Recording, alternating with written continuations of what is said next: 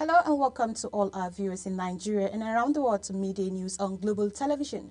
Coming to you live from the nation's capital, Abuja. I am Sadia Yakubu. A quick reminder that Global Television is on DSTV channels 365 and StarTimes channels 276.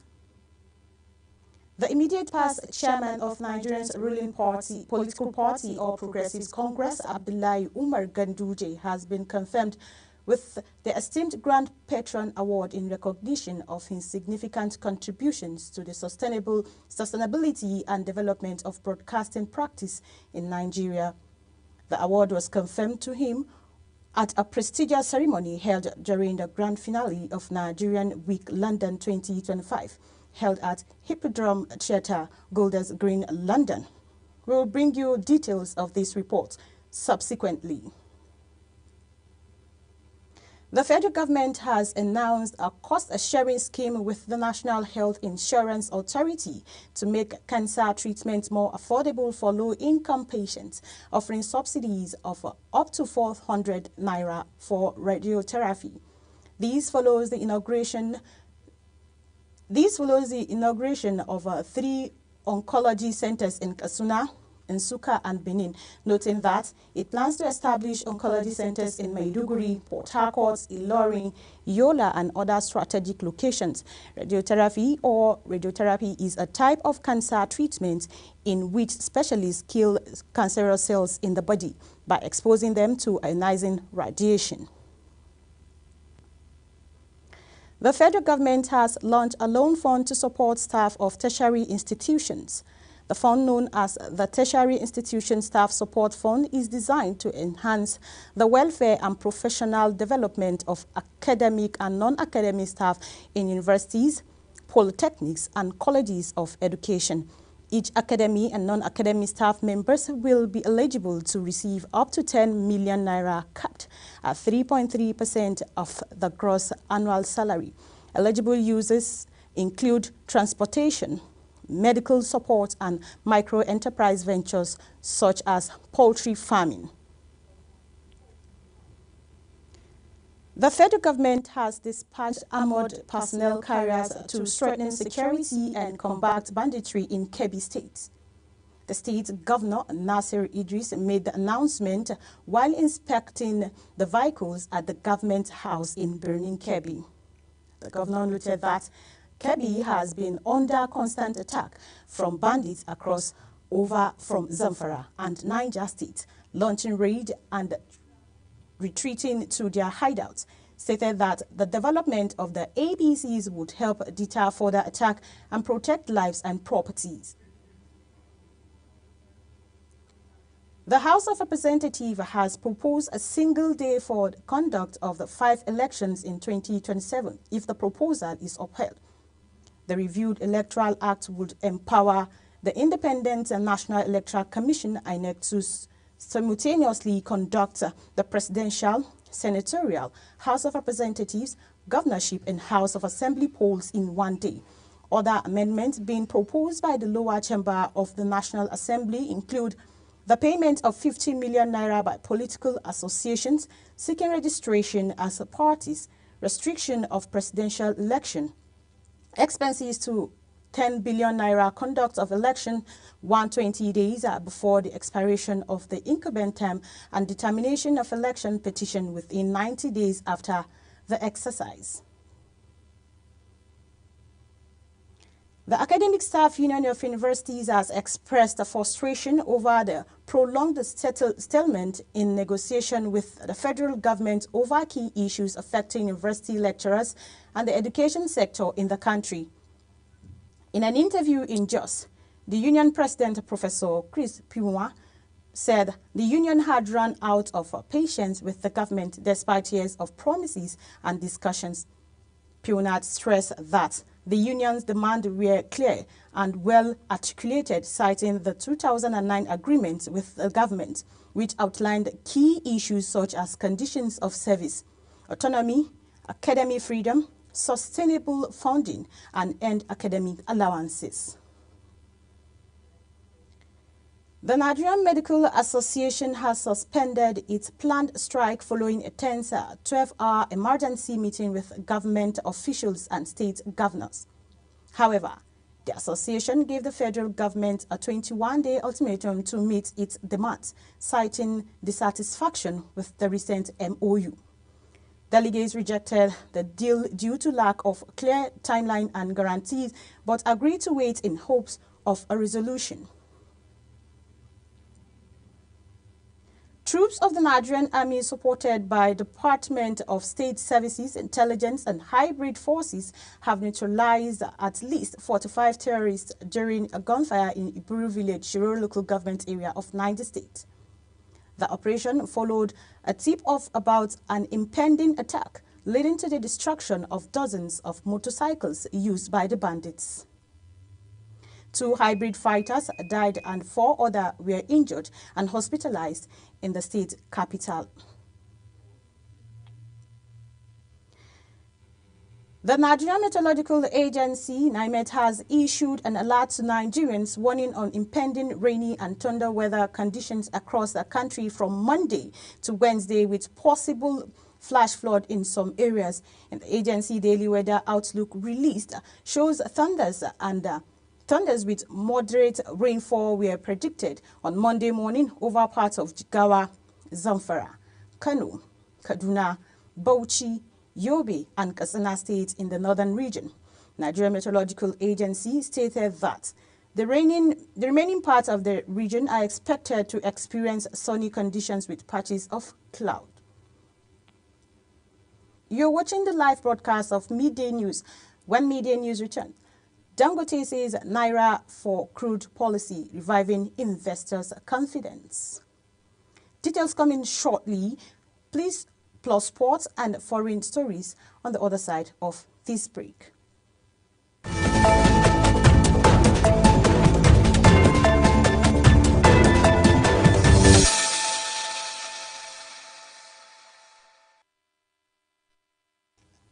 Welcome back. President of Dangote Group, Aliko Dangote, has described President Bola Tinubu as a listening president whose policies direction is reviving investors' confidence in Nigeria's struggling economy and addressing long-standing crude supply bottlenecks. Dangote made the remarks while the Minister of Industry, Trade and Investment, Jumoke Odunwale, paid a working visit to the Dangote Petroleum Refinery and Petrochemicals, as well as Dangote Fertilizer Limited in Ibeju, Lagos. Dangote applauded the federal government's recent interventions aimed at easing crude oil supply to local refineries, particularly commending the Naira for Crude Initiative and Nigerian First Policy as bold and transformative efforts. A proposal to establish a new agency that will oversee the commissioning of oil and gas installations in Nigeria has sparked debate among stakeholders in the sector, while lawmakers said the move is necessary to protect the environment and host communities. Regulators believe existing frameworks are sufficient. Our correspondent, Anita Patrick, has the details. Stakeholders in Nigeria's oil and gas sector are sharply divided over a proposed law to establish the National Commission for the Commissioning of Oil and Gas Installations, also known as NCDOGI. The public hearing, chaired by Honorable Alhassan Adodogua of the House Committee on Petroleum Resources Upstream, brought together lawmakers, regulators, and environmental experts to deliberate on the controversial bill. Honorable Adodogua described the initiative as a proactive move to enforce global best practices and shield host communities, especially in the Niger Delta, from the environmental risks of abandoned oil infrastructure, but not everyone is on board. The regulatory institution in enforcing or assessing the commissioning practices, this bill is not meant to duplicate your work, but to complement and strengthen existing legal frameworks while creating a unified approach to a matter of national importance. A director at the Nigerian Upstream Petroleum Regulatory Commission, Mark Emmanuel, argued that the existing Petroleum Industry Act already covers the commissioning obligations and funding mechanism under the supervision of his agency. Creating a separate commission now would undermine the principles of regulatory clarity and predictability that the PIA 2021 sought to achieve, thus impacting on the federal government's initiative on the ease of doing business. Also echoing this view was Director of Environmental Assessment at the Ministry of Environment, Rufikat Odetoro, who suggested that rather than creating a new body, agencies like the National Oil Spill Detection and Response Agency should be empowered and better funded. We cannot afford to contaminate our environment because our environment is our national asset. However, not all regulators oppose the idea, as the Deputy Director of Legal Services at NOSDRA, Titilayo Bayelo, expressed support for the bill but emphasized that NOSDRA must be included in the proposed Commission's governance structure for effective coordination. Yes, international best practices for the environment supports the fact that environmental bodies of governance should evolve self-policies, laws, regulations on oil spill prevention. The hearing also drew attention to the ongoing disconnect between policy and action, particularly in the Niger Delta region, where communities continue to live with consequences of abandoned oil installations. Annie T. Patrick, Global Television News. The Nigerian Electricity Management Services Agency and Nigerian Independent System Operators have unveiled a joint action plan to strengthen safety protocols, enforce technical standards, and improve metering accuracy in the power sector. In a statement signed by the head of communication and protocol at the Electricity Management Agency, Ama Omuren, the agreement was finalized during a high-level meeting between both parties. The key component of the plan is to immediate recertification and standardization of a grid-connected metering system nationwide, an effort both agencies said is essential to improving transparency, energy accountability, and reliable in power delivery. The United States and European Union have reached a wide-ranging trade agreement adverting a full-blown transatlantic trade war ahead of an August 1st deadline for the introduction of steep tariff. The deal, which imposes a 15% tariff on most European goods, came after a private meeting between United States President Donald Trump and European Commissioner in Scotland. The deal, sealed days before Washington was due to impose a 30% tariff on European Union imports, is the most significant of Trump's trade deal announced so far, following a parliamentary pact with Japan and the United Kingdom, Indonesia, Vietnam, and the Philippines, and a 90-day trade truce with China. And on the foreign scene, ceasefire talks have started between Thailand and Cambodia leaders in Malaysia in an urgent effort to resolve deadly border clashes that entered a fifth day despite mounting international calls for peace. Thailand acting Prime Minister and Cambodia Prime Minister are holding ceasefire talk in Malaysia's administrative capital of Putrajaya at official residence of Malaysian Prime Minister Anwar Ibrahim. The chair of the Regional Bloc Association of Southeast Asian Nations, the talk between the two warring Southeast Asian countries, hosted by Anwar, are aimed at halting fighting that has killed at least 5 people and displaced more than 270,000 from both sides of Thailand and Cambodia border. Israel forces have opened fire on Palestinians waiting for food at 2 sites in Gaza, killing at least 1 and wounding several more as another baby dies of malnutrition. United Nations says Israel has seized some restrictions in Gaza, allowing 100 trucks load of aid to be collected, but warned the amount is not even to serve or feminine and a catastrophic health crisis. Meanwhile, France and Saudi Arabia are hosting a conference in New York to revive the stalled push for a 2-state solution to the Israel-Palestinian conflict. In sports, the 2025 International Table Tennis Federation African Youth Championship officially begins in Lagos with over 150 young players from 19 countries competing for continental glory in the World Youth Championship tickets in Romania later this year. The week-long tournament holding at the Molade Okoya Thomas Hall inside Teslim Balogun Stadium will be the first time Lagos will host the continent's premier youth tennis event.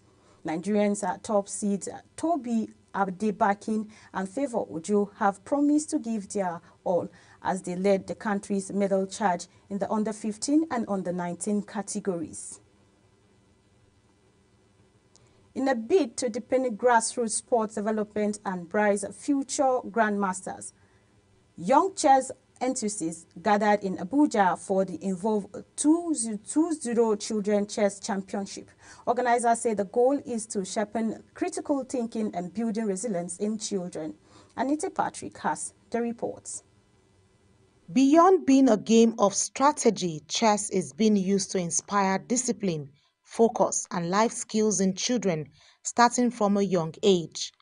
The Evolve 2.0 Children Chess Championship, held in Abuja, brought together school pupils competing across 4 categories: under 8, under 10, under 13, and under 16. You know, chess itself has so many benefits, and some of the benefits is that it helps you improve your critical thinking skills. Young participants say the game has improved their mental alertness and academic performance.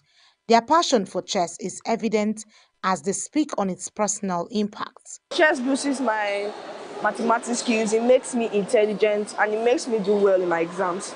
Chess is a very talented game, and I love it because it makes me think ahead. It's actually kind of fun and it makes me think critically. I like chess again because it's a nice game.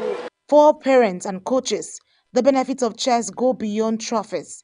They believe the game nurtures discipline and psychological strength. He chose chess because I noticed his interest in chess, and then it's just okay for me to encourage him because it helps him stay focused. Coaching kids are challenging and fun at the same time because sometimes they tend to play with everything, but the fun of it is you get to see the child attributes. With enthusiastic turnouts and outstanding performances across age categories, the championship not only crowned winners but also reaffirmed chess as a vital tool in early childhood development. Anita Patrick, Global Television News.